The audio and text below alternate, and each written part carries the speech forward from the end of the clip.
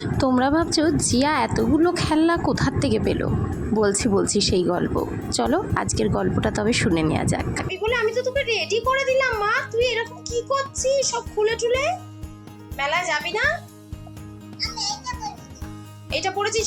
আমি তো অন্যটা পরিয়ে দিয়ে গেলাম তোকে। মেলায় যাবি তো? তোমরা বুঝেই গেছো আমরা আজকে যাব মেলায়। মেলাটার সাথে আমাদের বহু স্মৃতি জড়িয়ে, আমার আর আমার দিদির ছোটোবেলায়। এই মেলাটা আমাদের পাড়াতেই হয়, বহু পুরনো মেলা। ওই যে দেখো আমরা সবাই রেডি হয়ে বেরিয়ে পড়েছি, ঝুমাও চলে এসছে, মেয়েকে নিয়ে আমরা সবাই মিলে একসাথে মেলায় যাচ্ছি। মেলাটা ঠিক আমাদের পাড়ার পিছন দিকে হয়, চৌঠা বৈশাখ। ডেটটা ফিক্সড, এই ডেটেতেই হয়। আমরা ছোটোবেলায় এই মেলাটা নিয়ে খুব এক্সাইটেড থাকতাম, ঠিক ওদের মতো করেই ছোট্ট পায়ে আমরা পৌঁছে যেতাম মেলাতে। আপনাদের আগে তো আমি আমাদের মা শীতলার মন্দির দেখিয়েছি, সেই মন্দিরকে ঘিরেই আমাদের এই অনুষ্ঠানটা হয়। দেখুন, দেখে ঠিক মনে হচ্ছে না শহরের মাঝে যেন এক চিলতে গ্রাম? একদমই তাই। চলুন তবে আপনাদেরও নিয়ে যাই জিয়ার সাথে আমার ছোটোবেলায়। চলো হরেক রকম দোকান দেখতে দেখতে আমরা আগে মায়ের মন্দিরে যাব। মায়ের মন্দিরে গিয়ে মায়ের কাছে প্রণাম করব, তারপরে মেলা ঘুরে দেখব। এই যে রাস্তায় আবার দেখা হয়ে গেছে তার আর এক দিদুনের সাথে। সবাই তো তাকে দেখে না, আদর করে তো ছাড়ে না। চলো আগে মন্দির দর্শন করে নিই, মাকে দর্শন করে নিই।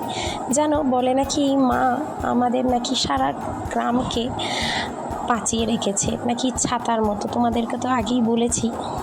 মাকে দর্শন হয়ে গেছে, এবার আমরা ফুচকা খেতে দাঁড়িয়ে পড়েছি। আর সে যথারীতি ওই দেখো রিমু দিদিকে এর মধ্যে আবার মেরেও নিল একটু। ওকেও একটা পাতা দিবে। না না, উনি খাবেন না, ওনাকে একে বাচ্চাটাকে একটা পাতা দিন।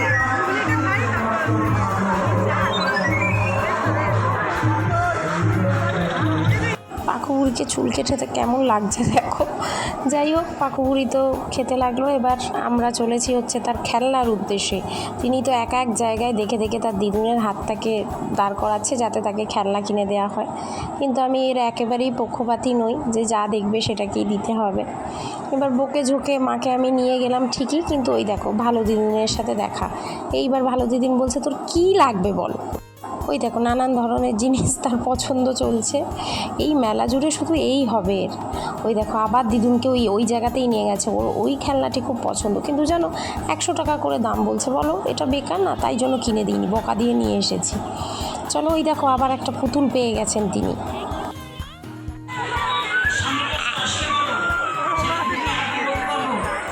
এটা কে দিল তোকে? রিমু দিদি? রিমু দিদি দিয়েছে? কে দিয়েছে? আর ওটা কে দিল? ভালো দিদা? সে অলরেডি ভালো দিদা রিমু দিদির কাছ থেকে গিফট পেয়ে গেছে। এই দেখো এখানে অবাক হয়ে কি দিচ্ছে জানো, ওই দিদিটা তার মায়ের কাছে মার খেয়েছে। এবার ও তো দেখেনি সচরাচর এরকম, চুপ করে দাঁড়িয়ে গেছে। দুষ্টুমি করছিল তার আগে জানো, ওই দিদিটার মায়ের কাছে মার খেয়েছে দেখে দাঁড়িয়ে গেছে। দেখো কত সুন্দর সুন্দর দোকান বসেছে না, কি ভালো লাগছে না দেখে। চারিদিকটা কি সুন্দর কালারফুল লাগছে না। মেলায় এসেছি আর জিলাপি, গজা, এই বাদাম ছাড়া মেলা অসম্পূর্ণ। আর ওইদিকে তো ফুচকা আছেই, যেটা আমরা অলরেডি খেয়ে ফেলেছি। এবার বাড়ির জন্য একটু নিচ্ছি, বাড়িতে আছে সবাই, তার জন্য নিচ্ছি।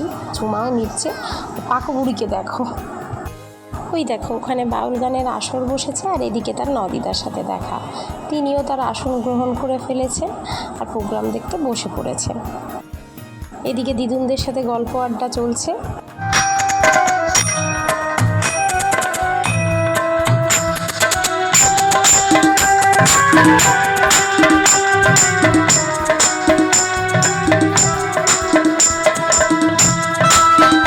বাউল গানের সাথে তার নাচও হয়ে গেছে। এইবার নবদিদাকে টেনে এনেছে আলটিমেটলি সেই খেলনাটা। মনে পড়ছে তোমাদের যেখান থেকে আমি বকা দিয়ে নিয়ে গেছিলাম, ঠিক সেটা নিয়েই ছাড়লো জানো নদিদার কাছ থেকে।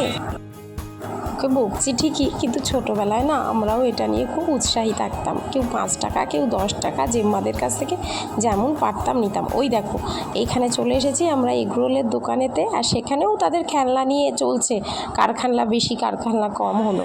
এবার এখান থেকে নিয়ে তাড়াতাড়ি নিয়ে বাড়ি যেতে হবে, অনেকটা রাত হয়ে গেছে, ঘড়িতে এখন 9টা বাজে।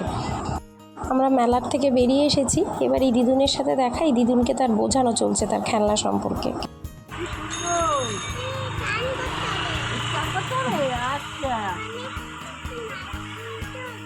এখানে সাজুগুজু করতে হবে। তার রিমু দিদি তো আসেনি, তাই সে রিমু দিদি করতে করতে বাড়ির উদ্দেশ্যে রওনা দিল। চলো টাটা।